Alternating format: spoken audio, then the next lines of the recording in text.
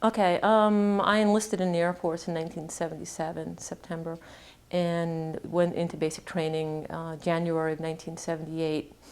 From there, I went into Security Police Technical School, and what I found out was I was one of the first women in the career field. Not the first, but one of the first groups that they just opened the career field up to women. And I didn't know that at the time. And so that was soon to be a discovery when I got to my first base, which was RAF Bentwaters. And so I finished tech school in April, and I departed for RAF Bentwaters in May 1978. And I got there, and I was stationed at the 81st Security Police Squadron.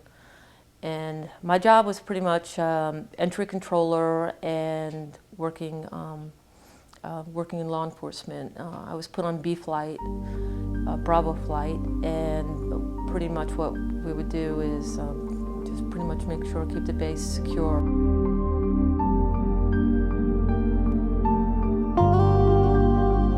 Our job was to go to the back gate and just make sure the gate was locked up. So I was on patrol at the time, and I had a colleague with me, Airman Duffield. We were both Airman First Class, which is the E3 at the time. And we had just checked the lock on the gate, and we were just filling out our check sheet and making sure everything. And then we're just sitting there, and it was about 2 or 3 o'clock in the morning, and it was just really, it was a clear night. It wasn't rainy out, and we were just kind of, bored, figuring out we got about 4 or 5 more hours left, and so we're just sitting there talking. And all of a sudden we see this light approaching that was coming from the area of the North Sea, so it's coming west to east. And at first we thought it was just regular aircraft coming in, and we looked over at the runway, waiting for the lights to go on, figuring, well, the aircraft coming in. I mean, sometimes they would have, not often, but, an aircraft would come in. And then as it got closer and closer, and now it's about maybe 200, it wasn't really that far, it was just it was a big light, and it just stopped. And this guy and I were looking, we noticed that the runway lights aren't on. We see this light. And then all of a sudden it just stops in midair, and then all of a sudden it just moves up, down, left, right, and then it breaks into like 3 pieces and speeds across the runway. And now we're stunned. We're like, what was that? So we immediately I got on the radio, because we were thinking, what is that? And we get on the radio, and this is February of 1980. And I mean, we were kind of excited about, police control, this is police 4, be advised that. And I think the guy who was because I've thought about this, who was the desk sergeant at the time, was Sergeant Cohen. He was a E4 sergeant.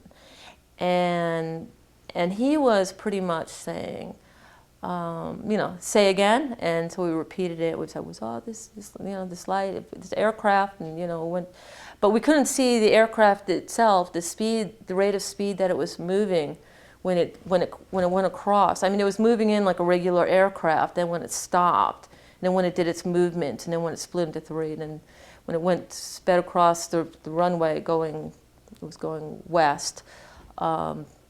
It was just going at a phenomenal speed. And the only other thing that really caught our attention was that it didn't make any noise.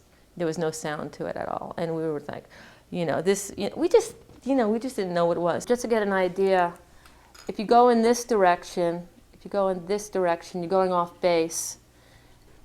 Right here is the runway. From what they said, back in December of 80, here is where they had the landing site of where the aircraft had landed. This is the house. This is a Folly House. It's at the end.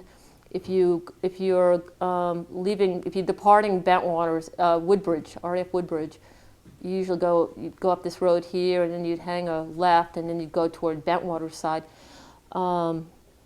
Anyway, when I had my UFO sighting, and here's the runway right here, it was this close. I put an X right here. And as for the size, it, you know, from the distance, we were, oh gosh, I guess I'd say it was probably about the size of a car or a small truck or something. It was probably about maybe 2 football field lengths away. And it flew across the runway. And the runway itself was, then it was probably about roughly maybe a football field length away, because the runway itself wasn't that far from us. And then when it took off, it went straight up, and then it kind of disappeared. I mean, it flew across, and then it kind of went straight up. And that was the last we saw of it. Into 3 pieces. No, it broke into the 3 pieces when it first approached. It came up, it approached, and we were waiting for it to start heading toward the runway, making its, you know, doing whatever, thinking it's an aircraft. And of course, we were waiting for the lights of the runway to turn on, and that's where it stopped, about 2 football fields away, and that's where it did its up, down, left, right, and then and the movement was very geometric. I mean, the movement was not a normal movement. It didn't move like chaotic. It was very definitive as for the way it moved. I mean, it was just, that probably threw us more than anything, because it was just so, you know, I didn't know of any aircraft to do that at that, and it was like an Etch-a-Sketch board. It's like if you were to take something and move it up and move it, you know, the movements were very definitive. And then it just, you know, up, down, left, right, and then it kind of must have come to the middle, and that's where it split into the 3 pieces. And then those 3 pieces split off, but they went across the runway. It was a lot faster than a jet plane. I mean, it just kind of it moved so quickly. It would have been a difficult object to keep track of, like if you were to look in a camera type thing to follow it. And I would say the one thing with not hearing any sound coming from it, that was really, really disturbing. About a year ago, currently I'm in the Army Reserves stationed out of Fort Belvoir, so I'm still active reserves, and I'm a captain now. And so there's some credibility behind that. And we were at a promotion ceremony, and they introduced some of the guests who were there, and one of them happened to be a retired 3-star general, General Edmonston, and he was a 3-star general. If anybody knew anything about what happened at Bentwaters, I said, and he's retired, well, maybe he can tell me a few things. And I thought it was kind of interesting that here he was. I went up to him, and I had all my ribbons on, and he recognized my ribbons and said, oh, I see you used to be in the Air Force, and we were talking. And I said, yes, sir. I said, in fact, I was stationed at some really interesting places, and some of them are now closed. And I said, one of them was RAF Bentwaters. Oh, Bentwaters, yeah, that was a great base. And I was thinking in the back of my mind, in 1980, he probably could have been a 1-star or a 2-star. I mean, he had to have been pretty high. And I said, yeah, in fact, I was there during the time when they had that UFO sighting. And we went from a very sociable conversation to he just clammed up. And I said, I kind of figured I'd still kind of pursue it a little bit. And I said, did you know anything? Did you hear anything about it? And he said, yeah, if I did, I'd have to shoot you, like, ha, ha, ha. And at that point, he said, I have to get back to my guests.